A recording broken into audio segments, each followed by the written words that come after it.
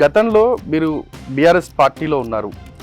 ఎందుకు సడన్‌గా 10 ఏళ్ల పాటు ఎంపీగా అనుభవం ఉండి ప్రజల మధ్యలోనే తిరిగిన మీరు ఇన్ని అభివృద్ధి కార్యక్రమాలు చేసుకుంటూ ఇంత బాగా పలుకుబడి ఉన్నా కూడా బీజేపీలోకి రావాలని ఎందుకు అనిపించింది? ఇంకా ఇంతకన్నా మంచి పని చేయాలంటే ఇంకా మంచి గవర్నమెంట్లో పనిచేస్తే ఇంకా ఎక్కువ పని అవుతాయి, కాన్స్టిట్యూన్సీ డెవలప్మెంట్ అవుతుంది, స్టేట్ కూడా డెవలప్మెంట్ అవుతుంది. అందుకోసానికి ఈ డిసిషన్ తీసుకున్నాం. 7 నియోజకవర్గాలకు సంబంధించిన క్యాడర్ ఏదైతే ఉందో వాళ్ళందరినీ ఎలా సెట్ చేస్తారు? ఎలా మీ దగ్గరికి లాక్కునే ప్రయత్నం చేస్తారు? భారతీయ జనతా పార్టీ పొలవు అంటే nation first party, next self third పొజిషన్లో ఉంటుంది.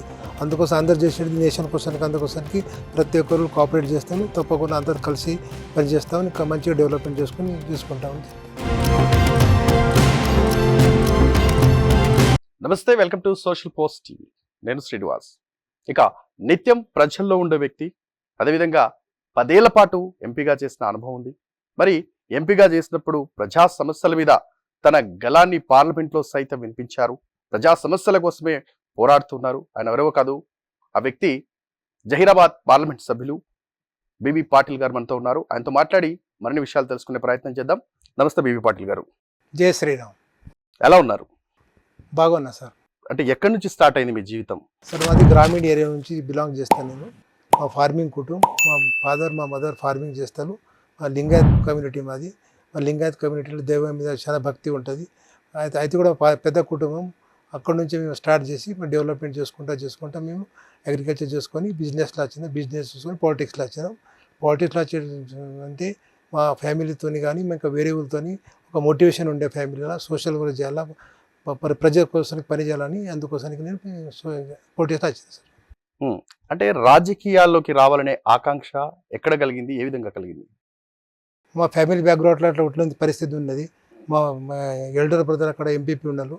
అట్లా మా గెస్ట్లు అందరూ కూడా పొలిటికల్లో యాక్టివ్గా ఉండాలి. అందుకోసం మీకు యాక్టివ్ పొలిటికల్ ఇంటర్. అంటే ఎక్కువ ఇన్స్పైర్ ఎవరు చేశారు? అంటే గతంలో ఏదన్నా నాయకుడిని ఇన్స్పిరేషన్గా తీసుకుంటారా, లేదంటే మీ అంతకు మీకే అంటే అన్నగారు ఎంపీపీగా ఉన్నారు కాబట్టి ఆ ఆలోచన విధానం అలవడిందా? ఎలా?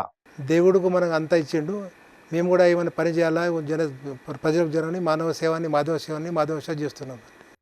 గతంలో మీరు బీఆర్ఎస్ పార్టీలో ఉన్నారు.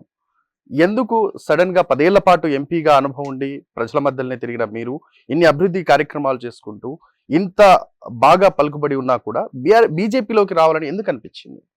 ఒక బీజేపీ ఐడియాలజీ కానీ, బీజేపీ సబ్కా సాత్ సబ్కా వికాస్తోని డెవలప్మెంట్స్ కానీ, $5 trillion అచీవ్మెంట్ కానీ, ఇక్కడ ఇటువంటి పెద్ద అచీవ్మెంట్ దొరుకుతున్నాయి బీజేపీలో. ఒక మంచి అచీవ్మెంట్ కావాలి, మంచి డెవలప్మెంట్ కావాలంటే బీజేపీ అటువంటి పార్టీ కావాలని బీజేపీలో పోయి డిసిషన్ తీసుకున్నాం సార్. అంటే ఎక్కువగా మోడీ బాగా అట్రాక్ట్ చేసిందని చెప్తున్నారు. ప్రధానంగా ఎలాంటి విషయాలు నచ్చాయి? ఎక్కువగా మహిళలకు సంబంధించింది ఎలాంటి కార్యాచరణ తీసుకున్నారు ఆయన? ఆ విషయాలు మీకు ఏ విధంగా నచ్చాయి? అదేవిధంగా పెన్షన్ స్కీమ్స్ సంబంధించి, విద్యార్థులకు సంబంధించి కావచ్చు, ఇలా అంటే ఒక్కొక్క సెగ్మెంట్లో ఒక్కొక్క మోడీ ఒక స్టెప్ తీసుకున్నారు. వాటన్నిటి మీద మీ అవగాహన ఏంటి అసలు? ఫస్ట్ ఆఫ్ ఆల్ అంటే ఏ కంట్రీది కూడా డెవలప్మెంట్ చూడాలంటే జీడిపి చూడాలా. ఇప్పుడు 4.4 నుంచి 8.4 జీడిపి అయింది అంటే ఓవరాల్ డెవలప్మెంట్ అయినట్లని అనుకున్నాలా.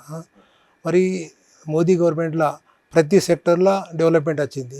ఫార్మింగ్ సెక్టర్ కానీ, ఇండస్ట్రీ సెక్టర్ కానీ, ఐటీ సెక్టర్స్ కానీ, ఇంకా వేరే సెక్టర్స్లో కూడా మంచి డెవలప్మెంట్ అయింది. అందుకోసానికి ఇంకా ఇంతకన్నా మంచి పని చేయాలంటే ఇంకా మంచి గవర్నమెంట్లో పని చేస్తే ఇంకా ఎక్కువ పని అవుతాయి, కాన్స్టిట్యూన్సీ డెవలప్మెంట్ అవుతుంది, స్టేట్ కూడా డెవలప్మెంట్ అవుతుంది. అందుకోసానికి ఈ డిసిషన్ తీసుకున్నాం. అంటే 10 సంవత్సరాల పాటు మీరు దాదాపుగా ఎంపీగా ఉన్నారు. అంటే ఎంపీగా అంటే ముందు జహీరాబాద్ ఏ విధంగా ఉండేది? మీరు ఎంపీ అయిన తర్వాత ఏ విధంగా ఉంది జహీరాబాద్? డెఫినెట్లీ లాస్ట్ 10 yearsలో సెంట్రల్ గవర్నమెంట్ సపోర్ట్తో మంచి పని చేసుకునే ఇన్ఫ్రాస్ట్రక్చర్స్ కానీ, రైల్వేస్ కానీ, కేంద్రీయ విద్యాలయాస్ కానీ, రూ అర్బన్స్ కానీ, తెలంగాణ 4 రూ అర్బన్ వస్తే జహీరాబాద్ 2 రూ అర్బన్స్ వచ్చినాయి. మరి ఇంకా వేరే పాస్పోర్ట్ ఆఫీసెస్ కానీ, డిసేబుల్డ్ కోసానికి సపోర్ట్ కానీ, ఇటువంటి వేరే స్కీమ్స్ చేసుకుని మంచి డెవలప్మెంట్ చేసుకున్నాం. ఓవరాల్ ఏదో పని ఉన్న అంత పని సెంట్రల్ గవర్నమెంట్ చేసుకున్నాం. ఎక్కువ ఫండ్ కూడా తీసుకుని వచ్చినాం. రీఆర్గనైజేషన్ ఏదే డిమాండ్స్ ఉండే ఆ డిమాండ్ కోసానికి కొట్లాడినాం. డెఫినెట్లీ లాస్ట్ 10 yearsలో అందరు కలిసి మంచి పని చేసుకునే ప్రయత్నం చేశాను. 10 ఏళ్ల పాటు ఎంపీగా ఉన్నారు. 10 ఏళ్లలో ఎలాంటి అభివృద్ధి చేశారు? ఇప్పుడు ఒకవేళ ఎంపీగా ఎలక్ట్ అయితే ఎలాంటి అభివృద్ధి చేయబోతున్నారు?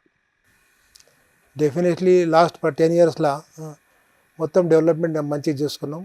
పాత తెలంగాణ కొత్త తెలంగాణ చాలా డిఫరెన్సెస్ ఉన్నాయి.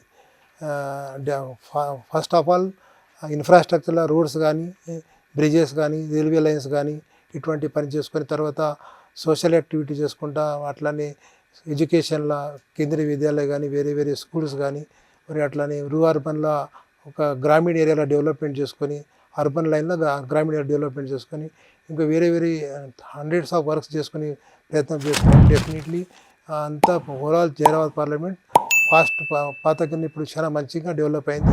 ప్రజలు కూడా మంచిగా సుఖంతో ఉంటున్నారు. ఫైనల్గా జహీరాబాద్ పార్లమెంట్ ప్రజలకు మీరు ఇచ్చే సందేశం ఏంటి? बोलने वाले करते नहीं, करने वाले बोलते नहीं, मैं करने वाला हूँ, हमेशा काम करते आया हूँ.